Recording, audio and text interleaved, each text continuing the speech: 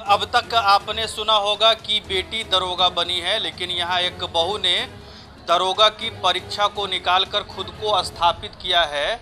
स्वागत है आपका। हम सबसे पहले आपके मायके का पृष्ठभूमि जानना चाहेंगे। जी नमस्कार। मैं सोनबरसा से हूँ और मेरे पापा का नाम दरबारी राय है और मेरे भैया बिपिन पटेल है। मेरा नाम अंजलि कुमारी हुआ और मेरा ससुराल बहुअरवा है। मेरे हस्बैंड का नाम मनीष कुमार है और मेरे ससुर जी का नाम श्याम सुंदर मंडल जी है। अच्छा, आपके मायके के लोग और ससुराल के लोग किस पेशा से जुड़े हैं? मायके में तो कृषि है, मतलब मेरे पापा फार्मर है, किसान है, और ससुराल में हस्बैंड जॉब में है और पापा किसान है।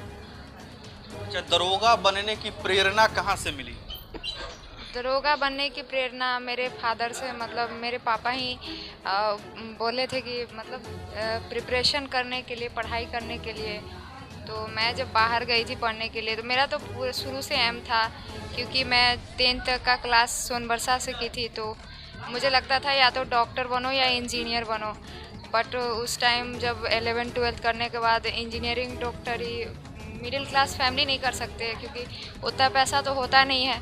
फिर मैंने बीएससी किया मैथ्स से। उसके बाद बीएससी करने के बाद मैंने सोचा कि प्रिपरेशन करूँ।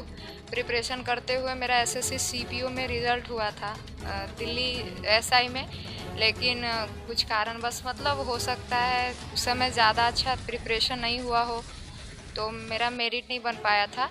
फिर मेरे को लग रहा था कि मैं मतलब कर सकती हूँ, मैं दरोगा ही बन सकती हूँ, क्योंकि मुझे उस समय से ये चाह थी कि मैं डबल स्टार लगाऊँ और दरोगा बन कर के दिखाऊँ। तभी से बिहार एसआई आना शुरू हो गया। 1717, 2446, 2213 यूपी एसआई, इस तरह आरपीएफ एसआई, सब में मेरा रिज़ल्ट हुआ है। बट मेरिट नहीं बन पा रहा था। किसी में फिजिकल में छट जा रही थी तो किसी में मेरिट नहीं बन पा रहा था।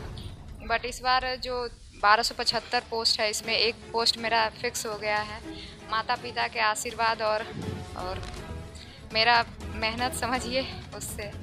नहीं तो विवाहिता होने के बावजूद परिवार, बच्चा, पति, इन सब चीज़ों को आप कैसे मैनेज कर रहे थे? विवाहिता और नॉर्मल में कोई दिक्कत नहीं, कोई अंतर नहीं होता है। आप फैमिली का सपोर्ट होगा तो आप दोनों कंडीशन में आप सेम ही होते हैं। अब वहाँ मायके में माँ बाबूजी होते हैं तो वो ज़्यादा प्रेशर नहीं देते हैं, और ससुराल में थोड़ा बहुत होता है लड़कियों को कि काम भी करना है फिर पढ़ाई भी करना है। लेकिन मैं घर पे रहती नहीं थी। हमेशा से मेरा क्लास मतलब पटना से हुआ है, पढ़ाई पटना से हुई थी, तो मेरे को मैनेज हो जाता था। और मेरे जो फैमिली वाले हैं, ससुराल वाले, वो सपोर्टिव थे।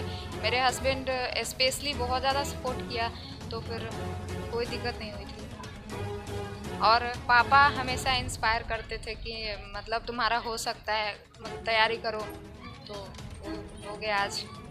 अच्छा, आमतौर पर जिस परिवेश में हम लोग रहते हैं, पुलिस को बहुत अच्छा नज़रिया से नहीं देखा जाता है।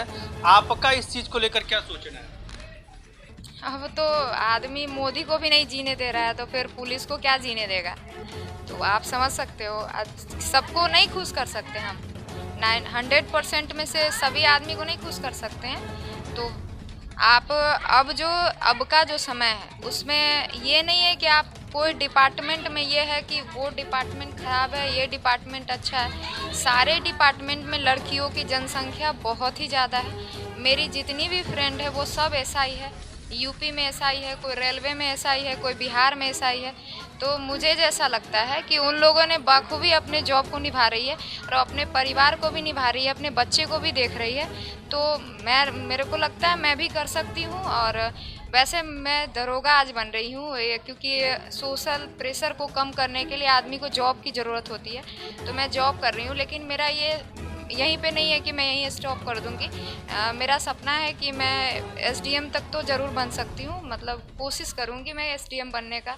अभी तक तो शुरुआत है, फिर आगे देखते हैं। अच्छा, जो लड़कियां इंटर मैट्रिक बीए के बाद रुक जा रही है, उसके लिए आपके पास क्या कुछ कहने?